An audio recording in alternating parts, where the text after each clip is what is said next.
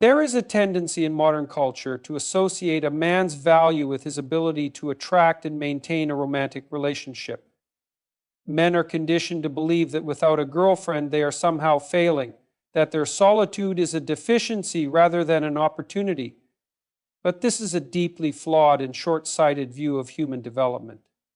A man without a girlfriend is not broken. He is not incomplete. In fact, he is in a position of great potential if he chooses to recognize it. A relationship is not a solution to a man's problems.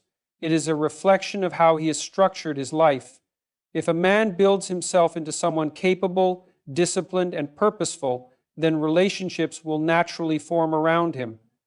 But if he believes that securing a girlfriend will somehow fix his loneliness, his lack of purpose, or his feelings of inadequacy, then he is placing the cart before the horse. Relationships do not make you whole. They reveal whether you were whole to begin with. Too many young men spend their time obsessing over how to attract women rather than how to develop themselves. They look for tricks, tactics, or shortcuts to manufacture appeal rather than addressing the fundamental question, who am I becoming? A man who lacks discipline, ambition, or self-respect will always struggle in relationships, not because he is single, but because he has not yet built himself into someone worthy of respect. The best way to attract a high-quality partner is to become a high-quality. There is a profound difference between being alone and being lonely. If a man cannot sit with himself in solitude without feeling restless or empty, then he is not prepared for a relationship. Seeking constant validation from another person is not love, it is dependency. And dependency breeds resentment, insecurity, and control. A strong relationship is built between two independent people who choose to be together, not between two incomplete individuals who need each other to function. A man who lacks purpose will often mistake a relationship for a mission. He will make his partner the center of his universe, hoping that she will provide meaning where he has failed to create it himself. But no woman wants to be worshipped as a substitute for a man's ambition. Women are drawn to men who have direction, who are moving towards something greater than themselves. If a man is lost, no relationship will save him. He must first find himself. If a man does find himself, desperation is one of the most unattractive traits a man can display. Women can sense it. It reveals itself in neediness, in overeagerness, in an inability to walk away when respect is not reciprocated. A desperate man is not someone who lacks a girlfriend. He is someone who believes he needs one to be happy. The strongest men are those who are content in their own company, who build their lives with or without companionship, and who recognize that their worth is not defined by external validation. A man who is socially isolated, who avoids connection entirely, is not strong. He is retreating. While solitude can be a place of growth, prolonged isolation can lead to stagnation. The ability to communicate, to connect with others, to navigate relationships, and to express oneself with confidence is a fundamental skill in both personal and professional life. A man must be capable of forming relationships even if he chooses to remain single for a time. True independence is not avoidance. It is the ability to engage while maintaining self-sufficiency. Masculinity is not about being aggressive or dominant, it is about responsibility. A man who takes ownership of his life, who accepts the burden of his existence with dignity, is far more attractive than one who simply seeks pleasure or external validation. Strength is not about control, it is about mastery of the self. If a man builds discipline, competence, and resilience, then he will find that relationships are a natural byproduct of his character. Many men believe that finding a girlfriend will bring them fulfillment, but the truth is that a relationship cannot fill a void that only self-respect and purpose can address. If a man builds his life on a solid foundation, his career, his health, his mental strength, and his integrity, then relationships will come naturally, without desperation or manipulation. And if they do not, he will still be whole, still be complete, still be a man of value. A relationship should be an addition to an already fulfilling life, not a necessity for happiness. No man should rely on another person to give his life meaning. The moment he does, he forfeits his independence, his strength, and his ability to stand on his own. A girlfriend can enhance a man's life, but she should never be the sole purpose of it. A strong man builds a life worth living first, then, if the right person comes along, he welcomes her into it. The modern world has convinced men that their worth is determined by external factors: status, wealth, attractiveness, relationships. But true value is built from within. The man who understands this, who dedicates himself to self-improvement rather than validation, who seeks purpose before pleasure, is the man who commands respect. He does not chase, he attracts. And whether he has a girlfriend or not, he remains whole, strong, and entirely capable of standing on his own. A man without a girlfriend is not a man without value. His potential is not diminished, nor is his worth defined by his relationship status. His focus should not be on acquiring a partner, but on becoming someone who does not need one to feel complete. A man who builds himself first, who finds purpose, discipline, and independence, will never have to chase anything. He will simply become the kind of person that others naturally want to be around. Solitude is often misunderstood. In a world that constantly emphasizes social engagement, connectivity, and relationships, being alone is frequently framed as a failure, a deficiency that must be corrected. But solitude is not a flaw. It is not a sign of weakness or inadequacy. It is instead a powerful state, one that offers an individual the rare opportunity for self-exploration, growth, and mastery over the self.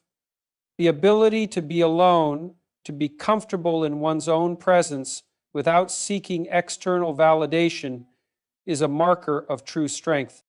A person who cannot tolerate solitude is a person who has not yet confronted themselves. Many people fill their time with distractions, social engagements, and noise, not because they enjoy it, but because they are afraid of being left alone with their own thoughts. The need for constant companionship can often be a way of avoiding deeper questions about identity, purpose, and personal values. A man or woman who learns to sit in solitude without restlessness or anxiety is a person who has begun to master their own mind. There is a fundamental difference between loneliness and solitude. Loneliness is the painful realization of isolation, the sense of being disconnected from others in a way that breeds despair. Solitude, on the other hand, is the chosen state of being alone, a condition that, when embraced properly, leads to clarity, focus, and a stronger sense of self. Solitude is where great works are created, where new ideas are formed, where the soul finds itself unburdened by external influences. It is in solitude that one can fully assess their path, their ambitions, and their purpose. A person who fears solitude is often a person who has become too reliant on external validation. They seek approval, companionship, and constant affirmation from others to feel whole. But true self-worth does not originate from the outside. It is built internally. A person who relies on others for their sense of identity is fragile, easily swayed by opinion, and vulnerable to manipulation. On the other hand, someone who has cultivated a strong sense of self in solitude is unshakable. They do not need approval to feel worthy because they have already built that foundation from within. Solitude allows for self-reflection, which is one of the most critical aspects of personal development. Without time spent in introspection, a person risks moving through life without truly understanding their own desires, weaknesses, or strengths. The modern world moves quickly, and people often fail to pause, to sit in silence, and to examine their own choices.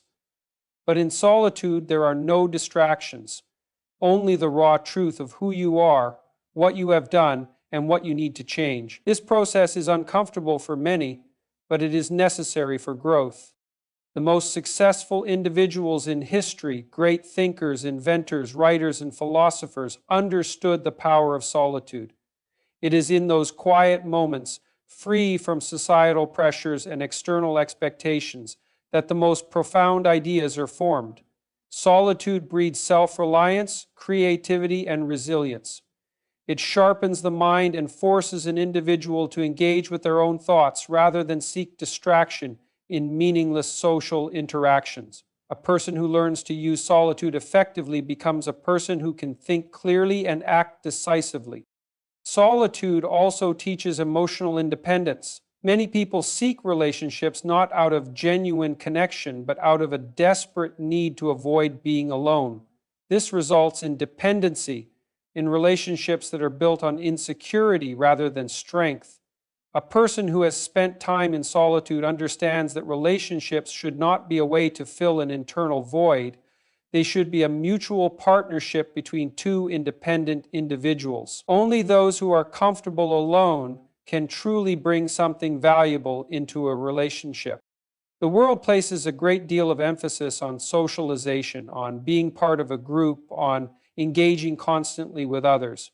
But the individual who understands the power of solitude recognizes that meaningful social interaction is not about quantity, but quality. It is better to have a few deep, genuine connections than to surround oneself with a crowd that offers no real value. People who cannot bear to be alone often accept relationships that are unfulfilling simply because they are afraid of the silence that comes with solitude. But silence is not the enemy. It is a teacher. In solitude, a person discovers their true motivations. Without external influence, without the pressure to conform or seek approval, an individual can begin to assess what truly matters to them. What are their goals? What kind of life do they want to build? What values do they hold dear? It is only in moments of solitude that these questions can be answered honestly without interference from the expectations of society, family, or peers. When a person spends time alone, they begin to understand themselves at the deepest level. There is an immense amount of power in choosing solitude rather than fearing it. Those who can stand alone, who can embrace their own company without anxiety, become unbreakable. They are not easily influenced, they are not desperate for approval, and they are not afraid of standing apart from the crowd. This level of self-assurance is rare, and it is often misunderstood by those who have never truly spent time alone. But those who cultivate it understand that solitude is not isolation, it is strength. The ability to enjoy one's own company is a sign of psychological resilience. When a person can sit in silence without feeling incomplete, when they can go through life without needing constant validation, they develop a level of autonomy that few people ever achieve. This autonomy grants freedom, the freedom to think independently, to act according to one's own principles, and to navigate life without fear of being alone. A person who has embraced solitude is a person who has mastered themselves. Many people spend their lives running from solitude, filling their time with distractions, relationships, and meaningless noise. But those who stop running, who face solitude head-on and learn to harness its power, discover a sense of peace and clarity that cannot be found elsewhere. Solitude is not a punishment. It is not something to be feared. A relationship at its core should be an addition to one's life, not a necessity for personal fulfillment. The modern world often frames relationships as essential, as if one is incomplete without a partner.